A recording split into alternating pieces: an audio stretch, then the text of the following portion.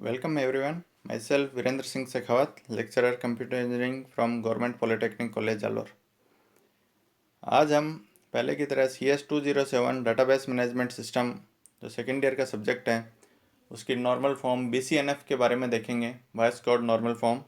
अभी तक हम first normal form, second normal form और थर्ड नॉर्मल फॉर्म के बारे में देख चुके हैं। तो जैसा कि हमें पता है कि जैसे जैसे हम लोअर NF से हायर NF के ऊपर जब मूव करते हैं तो हम डिकम्पोजिशन करते हैं और रिडंडेंसी उसकी कम होती जाती है।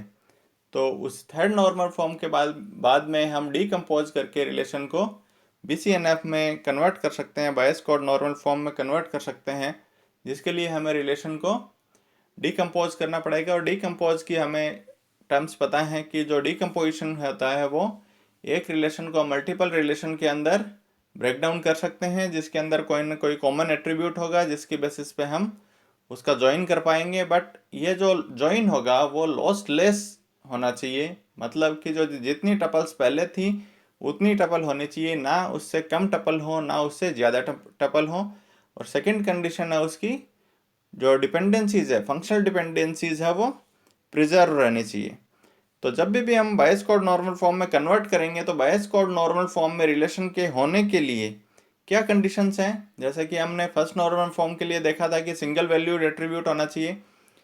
सेकंड नॉर्मल फॉर्म में देखा कि पार्शियल डिपेंडेंसी उसमें एग्जिस्ट नहीं करनी चाहिए। थर्ड नॉर्मल फॉर्म में हमने देखा कि उसमें ट्रांजिटिव डिपेंडेंसी एग्जिस्ट नहीं करनी चाहिए। तो फोर्थ नॉर्मल फॉर्म अलग है और BCNF अलग है। तो BCNF के अंदर क्या टर्म और कंडीशन होनी चाहिए कि वो फर्स्ट ऑफ ऑल 3NF में वो होना चाहिए, ये मैंडेटरी है। तो यानी कि 3NF में है तो ऑब्वियसली जो लोअर नॉर्मल फॉर्म है उसमें ऑलरेडी है फर्स्ट, सेकंड और थर्ड नॉर्मल फॉर्म में वो एग्जिस्ट कर रहा है। एंड कोई भी फंक्शनल डिपेंडेंसी उस रिलेशन R के अंदर है जो x डिटरमाइंड y, जो x है y को डिटरमाइन कर रहा है, यानी कि y is determined by x। जितनी भी फंक्शनल डिपेंडेंसीज हैं R रिलेशन के अंदर, उसमें जो x फैक्टर है उसका, x is a set of attributes, जो सेट ऑफ एट्रीब्यूट्स से जो x बना हुआ है वो आपका कैंडिडेट की होना चाहिए या फिर सुपर की होना चाहिए। ये मैंडेटरी कंडीशन है उसकी, यानी जितनी फंक्शनल डिपेंडेंसीज होंगी उसमें उसका लेफ्ट पोर्शन है। यानी कि रिलेशन BCNF में होने के लिए यह जरूरी है कि फंक्शनल डिपेंडेंसी ओवर R, यानी फंक्शनल डिपेंडेंसी सेट जो है, एट्रीब्यूट्स का जो सेट है ओवर R, उसमें जो फंक्शनल डिपेंडेंसीज का जो लेफ्ट साइड का पोर्शन है वो हमेशा आपका कैंडिडेट की होना चाहिए या फिर सुपर की होना चाहिए, तभी वो रिलेशन BCNF नॉर्मल फॉर्म में होगा। तो इस BCNF में जब कन्वर्ट करेंगे तो ऑब्वियसली उसमें रिडंडेंसीज कम होंगी। रिडंडेंसीज उसमें कम होंगी तो उसमें एनोमलीज, जो इंसर्शन एनोमली, अपडेशन एनोमली हो या डिलीशन एनोमली हो, वो कम होती जाएगी उसके अंदर। एनोमलीज उसमें रिड्यूस होंगी, रिडंडेंसी उसमें रिड्यूस होंगी, जो ज्वाइन और दूसरे ऑपरेशंस हैं उनकी परफॉर्मेंस फास्ट होगी। तो एग्जाम्पल के थ्रू देखते हैं BCNF नॉर्मल फॉर्म को कि R be the relational schema, कोई R रिलेशनल स्कीमा है ABCDE। ABCDE ये एट्रीब्यूट्स हैं, यानी उस टेबल हैं, जो टेबल के कॉलम्स हैं R रिलेशन के, और उसमें फंक्शनल डिपेंडेंसी सेट दे रखा है A डिटरमाइंस BC, यानी A एट्रीब्यूट है वो BC एट्रीब्यूट्स को डिटरमाइन कर रहा है, B है वो C को डिटरमाइन कर रहा है, AD है वो E को डिटरमाइन कर रहा है। इस फंक्शनल डिपेंडेंसी सेट से हम उसकी कैंडिडेट की निकाल सकते हैं। कैंडिडेट की क्या है, यहाँ पे AD है वो कैंडिडेट की है, क्योंकि AD है, AD खुद को डिटरमाइन कर सकता है, AD E को डिटरमाइन कर रहा है और A ऑब्वियसली BC को डिटरमाइन कर रहा है। सो AD है वो इसकी कैंडिडेट की है। तो इसमें हम फंक्शनल डिपेंडेंसी सेट में देखेंगे कि BCNF में होने के लिए उसका जो लेफ्ट साइड का पोर्शन है, लेफ्ट साइड का जो x डिटरमाइंस y है, तो उसमें x जो पोर्शन है सेट ऑफ एट्रीब्यूट्स हैं वो हर फंक्शनल डिपेंडेंसी का कैंडिडेट की होना चाहिए। तो AD डिटरमाइंस E, ये जो फंक्शनल डिपेंडेंसी है ये तो BCNF की जो रिक्वायरमेंट है उसको फुलफिल कर रही है, लेकिन जो बाकी फंक्शनल डिपेंडेंसी है वो फुलफिल नहीं कर रही है।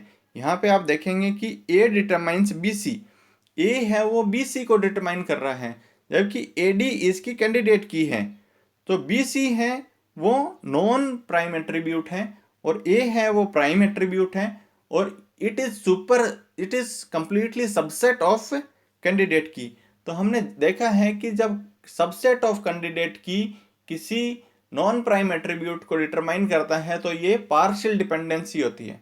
और किसी रिलेशन के अंदर अगर पार्शियल डिपेंडेंसी है, इसका मतलब वो 2NF में नहीं है। अगर वो 2NF में नहीं है तो ऑब्वियसली वो BCNF और 3NF में नहीं होगा, क्योंकि वो लोअर नॉर्मल फॉर्म 2NF में ही नहीं है। तो 2NF में नहीं है तो उससे नीचे वाली नॉर्मल फॉर्म में होगा, 1NF में होगा। 1NF की कंडीशन ये सेटिस्फाइड कर रहा है if this relation is single value attribute. So ये रिलेशन है it is not in 2NF। So अगर 2NF में नहीं है तो it is not in also BCNF and 3NF। So इस एग्जाम्पल से हमें ये क्लियर हो गया है कि BCNF में होने के लिए उसकी रिक्वायरमेंट क्या है। इसको BCNF को और दूसरे एग्जाम्पल से भी अंडरस्टैंड करते हैं।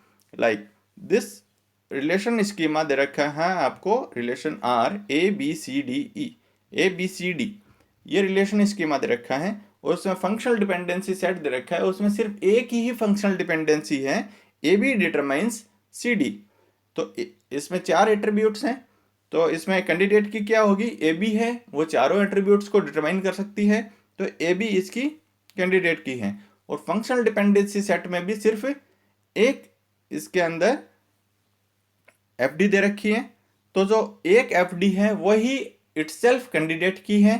तो उसका जो x जो पोर्शन है, x डिटरमाइंस y में x जो पोर्शन है दैट इज कैंडिडेट की। सो ये BCNF की नॉर्मल फॉर्म की जो कंडीशन है उसको सेटिस्फाई कर रहा है, तो इसका मतलब ये BCNF में है। और अगर ये BCNF में है तो ऑब्वियसली सारी लोअर नॉर्मल फॉर्म्स में है। तो दिस स्कीमा और this relation exist in BCNF। इस एग्जाम्पल से आपको क्लियर हो गया है कि BCNF में होने के लिए क्या कंडीशन होनी चाहिए। इसमें एक और एग्जाम्पल से हम चेक कर लेते हैं, जिससे कि और ज़्यादा क्लियरिटी आ जाए BCNF नॉर्मल फॉर्म के ऊपर। अगर कोई रिलेशनल स्कीमा है ABCD और उसके अंदर फंक्शनल डिपेंडेंसी सेट दे रखा है, A determines B, B determines C, C determines D और D अगेन डिटरमाइंस A। तो मतलब A किसको डिटरमाइन कर पा रहा है, A B C D को डिटरमाइन कर पा रहा है।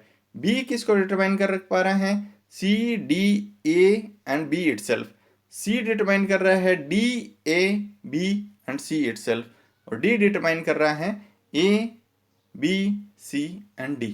सो इस फंक्शनल डिपेंडेंसी सेट में आप देख सकते हो कि बहुत ही इनडायरेक्टली ये बता रखा है कि इसकी कैंडिडेट की ABCD है, चारों इसकी कैंडिडेट्स की हैं। और अब आप देख सकते हैं कि फंक्शनल डिपेंडेंसी सेट के अंदर जो लेफ्ट साइड का पोर्शन है डिपेंडेंसीज का, 4 FD दे रखी है, चारों का लेफ्ट साइड का पोर्शन है, चारों की चारों इटसेल्फ कैंडिडेट की है।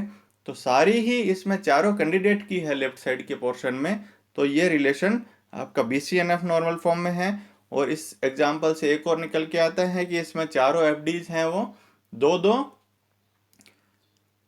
दो सिर्फ एट्रीब्यूट्स हैं, एक लेफ्ट में है एक राइट में है, लेफ्ट में है राइट में है। तो ये जो रिलेशन है इसको हम बाइनरी रिलेशन भी बोलते हैं, और बाइनरी रिलेशन हमेशा और हमेशा आपका BCNF नॉर्मल फॉर्म में होता है। इस चीज़ को हम इस एग्जाम्पल से देख सकते हैं। सो आपको इस आज के लेक्चर में BCNF नॉर्मल फॉर्म के बारे में पता चल गया। तो अभी तक हमने जो लेक्चर्स देखे हैं उसमें नॉर्मल फॉर्म के जो लेक्चर्स देखे हैं उसमें फर्स्ट सेकंड थर्ड और BCNF चारों नॉर्मल फॉर्म हमने देख ली हैं, उसकी कंडीशंस देख ली हैं, और ये भी देख लिया है कि उसकी कंडीशंस होने के लिए और हायर नॉर्मल फॉर्म में कन्वर्ट करने के लिए क्या क्या रिक्वायरमेंट्स हैं। उनके पहले के लेक्चर्स में हम उसका डिकम्पोजिशन देखा था और फंक्शनल डिपेंडेंसी प्रिजर्वेशन देखा था। मैं होप करता हूँ कि आशा करता हूँ इस चीज़ के साथ में कि इन लेक्चर्स के थ्रू आपने नॉर्मल फॉर्म्स के बारे में बहुत अच्छे से तरीके से जाना होगा। और इस हमने मल्टीपल चॉइस क्वेश्चंस भी किए हैं, तो मल्टीपल चॉइस क्वेश्चन से भी आप इनकी प्रैक्टिस कर सकते हैं। तो मोस्ट ऑफ द डाउट्स मैंने इन लेक्चर्स में कवर कर दिए हैं, और ज़्यादा क्लैरिटी के लिए आप मल्टीपल चॉइस क्वेश्चंस को भी करिए, जिससे कि आपको डाउट्स और ज़्यादा क्लियर हो सके। ये जो नॉर्मल फॉर्म्स का टॉपिक है ये एग्ज़ाम के अकॉर्डिंग बहुत ज़्यादा स्कोरिंग है, सो इसको अच्छे से प्रैक्टिस करना। Thank you very much, best of luck for the exams.